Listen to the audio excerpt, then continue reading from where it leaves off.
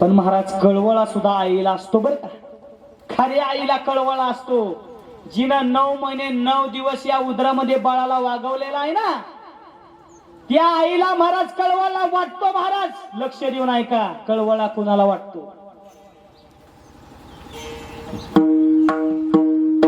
एक छोटासा दृष्टांत देतो महाराज, लक्ष देऊन ऐका. एक सगुरी आहे आणि एक निगुरी आहे. जी सगुरी आहे ना तिला गुरु आहे, जी सगुरी आहे ना ती पारमार्थिक आहे, आणि जी निगुरी आहे ना तिला गुरु नाही, ती पारमार्थिक नव्हती महाराज. आणि ज्या वेळेस एका गावामध्येच महाराज दोन्ही दिलेल्या होत्या. हा, दोन्ही दिलेले आहेत. दोघीची महाराज सोबत लग्न झाली. पण महाराज सगुरी जी होती ना महाराज ती पारमार्थिक होती. देवाची पूजा महाराज, देवाचं नामस्मरण महाराज दररोज करायची. महाराज तिचं पोट पाणी पिकलं महाराज. तिला एक मुलगा झाला महाराज. पण महाराज निगुरीला मुलगा झाला. 5-6 महिन्याचं बाळ झालं महाराज. आणि अंगणामध्ये खेळत होत. आणि अंगणामध्ये खेळत असताना काय सांगतोय महाराज, आईला कसा कळवळ येतो ऐका. ज्या वेळेस अंगणामध्ये खेळत आहे, पण महाराज सगुरी होती ना ती महाराज गरीब होती, आणि निगुरी होती ती श्रीमंत होती, पण तिला बाळ नव्हतं. आणि महाराज निगुरी ज्या वेळेस मायमावल्या नीट ऐका, ज्या वेळेस निगुरी महाराज त्या सगुरीच्या घरी आली, बहीणच आहे ना स्वतः तिची, तिच्या घरी आल्यानंतर ते बाळ हातामध्ये घेतलं महाराज, कडेला घेतलं. खूप गोंडस बाळ महाराज. हा, आपल्या घरी बी महाराज बाळ असलं की कुणी आलं तर उचलून घेतात ना महाराज. हा, 2-3 त्याचे पापे घेतात. हा, तर तशी निगुरीला महाराज ते बाळ उचललं आणि कडेवरती घेतलं. आणि सगुरीला सांगितलं, ताई हे बाळ मी घरी घेऊन चालले का बर का. आता तिची बहीण आहे म्हटल्यानंतर जा बाया घेऊन. हा, आणि ती घरी घेऊन गेल्यानंतर महाराज संध्याकाळ झाली तरी बाळच माघारी येईना. मग महाराज आईला पाहणं आला महाराज. आणि ज्या वेळेस ती आई सगुरी आहे ना त्या निगुरीच्या घरी गेल्यानंतर ते बाळ पाळण्यामध्ये खेळत होतो. पाळणा सुद्धा तिनं आणून ठेवला होता. हा, त्या पाळण्यामध्ये खेळत असताना त्या महाराज जी आई होती ना सगुरी, ती आल्या महाराज त्या सगुरीला महाराज पाळणा सुटला. आणि त्या बाळाला महाराज स्तनपान करण्यासाठी महाराज ती घेऊन बसल्यानंतर त्या ठिकाणी निगुरी आली आणि ते बाळ हिसकून घेतलं. तुम्ही म्हणसाल बाळ हिसकून घेतलं, हो. आणि निगुरी बोलू लागली, ते बाळ माझं आहे, ते बाळ माझं आहे, तू कशाला बाळ घेतलं. अगं म्हणली, तू सकाळी माझं बाळ घेऊन आली ना. मग ती म्हणली, कधी आणलंय तुझं बाळ. मी बाळ तुझं घेऊन आली, हे माझं बाळ आहे. असं म्हटल्यानंतर महाराज सगळं गाव गोळा झालं. आणि गाव गोळा झाल्यानंतर खर तर निगुरी महाराज श्रीमंत होती. आणि महाराज सगळ्या गावकऱ्यांना महाराज तिनं आपल्या बाजूने वश करून घेतलं होतं महाराज. का सगळ्यांना महाराज धन दिलेलं होतं.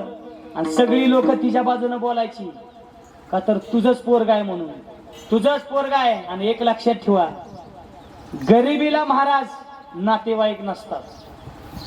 श्रीमंती गरिबी खरी पोरकी असते महाराज, श्रीमंतीला खरी नातेवाईक असतात. गरिबी मात्र पोरकी असते. श्रीमंत होती महाराज निगोरी. सगळी लोक तिच्या बाजूने वश झाली. सगळी बोलू लागली निगोरीचाच मुलगा आहे. आणि ही गोष्ट राजापर्यंत गेली महाराज. राजापर्यंत गेल्यानंतर निगोरी बोलू लागली, राजा साहेब हा खरा माझा मुलगा आहे. आणि सगोरी बोलत होती, हा माझा मुलगा आहे. राजा बोलू लागला, काळजी करू नका, माझ्या राज्यातला न्याय निवाडा करणारा न्यायाधीश हुशार आहे. हा, तो यांना न्याय देईल. असं म्हटल्यानंतर महाराज ती सगुरी निगुरी आणि सगळं गाव महाराज राजाच्या दरबारात आलं.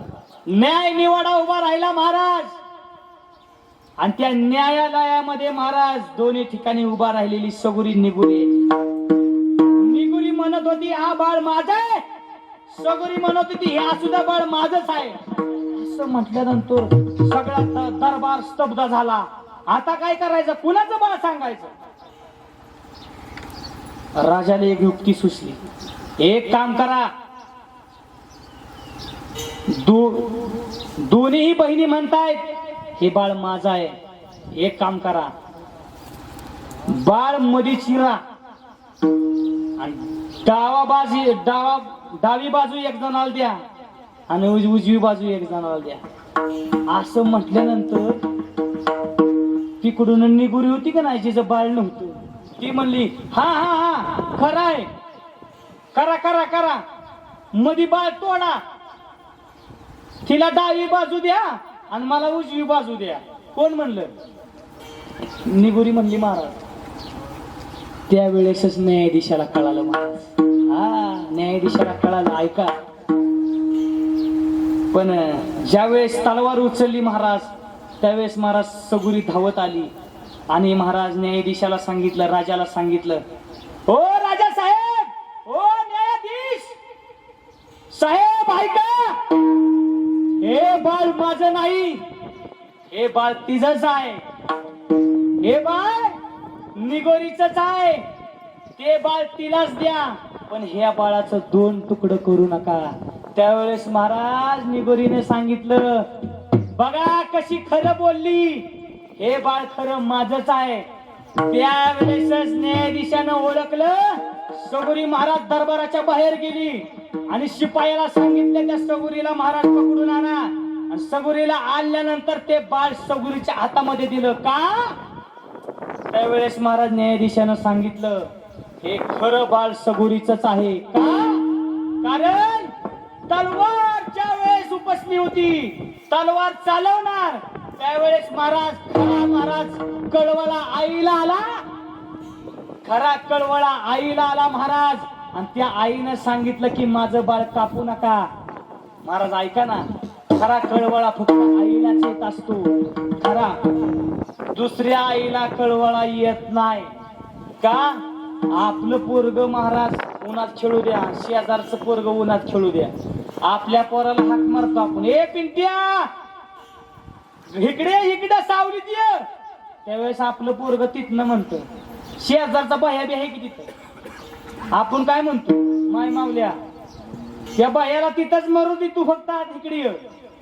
हा, हे मातृत्व आहे महाराज. कळवळा फक्त आईला येत असतो महाराज.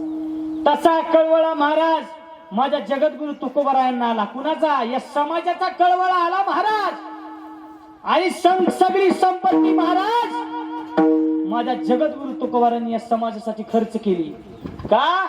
एवढा मोठा दुष्काळ पडला आणि त्या दुष्काळामध्ये महाराज पाणी प्यायला सुद्धा राहिलं नाही, चिमणीला पाणी प्यायला राहिलं नाही, चिमणीला पाणी प्यायला राहिलं नाही.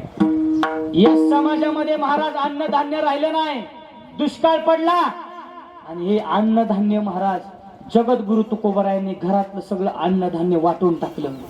हा, महाराष्ट्रातील सगळ्यात पहिली कर्जमाफी माझ्या जगद्गुरु तुकोबारायांनी केली महाराज. हा, पहिली कर्जमाफी माझ्या जगद्गुरु तुकोबारायांनी केली. असंख्य महाराज गाड्या वह्याने भरलेल्या महाराज इंद्रायणीमध्ये बुडवून टाकल्या. सावकारकी होती माझ्या जगद्गुरु तुकोबारायांकडे. हा, पण जगद्गुरु तुकोबारायांकडे काय सुद्धा राहिलं नाही. समाजाला सगळं वाटून टाकलं. कळवळा आला ना समाजाचा, समाजाला वाटून टाकलं. पण समाज असा असतो महाराज, ज्यानं दिलंय त्याच्यावरती जर वाईट वेळ आली तर समाज माघारी फिरून बघत नाही. तर महाराज वाईट वेळ आलीच ना, जगद्गुरु तुकोबारायांनी महाराज गावच्या पाटलाकडे हात पसरले. कोपला पाटील गावीची लोक, आता मज भीक कोण घाली, आता मज भीक कोण घाली, आता मज भीक कोण घाल. वाईट वेळ आली महाराज जगद्गुरु तुकोबारांवर. पण महाराज जगद्गुरु तुकोबाराय खसले नाहीत, नामस्मरण चालू ठेवलं. पण या समाजाचा कळवळा आला महाराज. या विश्वामध्ये जगद्गुरु तुकोबाराय अवतरित झाले. पण कशासाठी? कशासाठी? या समाजाचा कळवळा होता. उद्धराया जन जड जीवा, या सर्व महाराज लोकांचा उद्धार करण्यासाठी महाराज जगद्गुरु तुकोबारायांना कळवळा आला. त्या अभंगाच्या दुसऱ्या चरणात. ऐशी कळवळ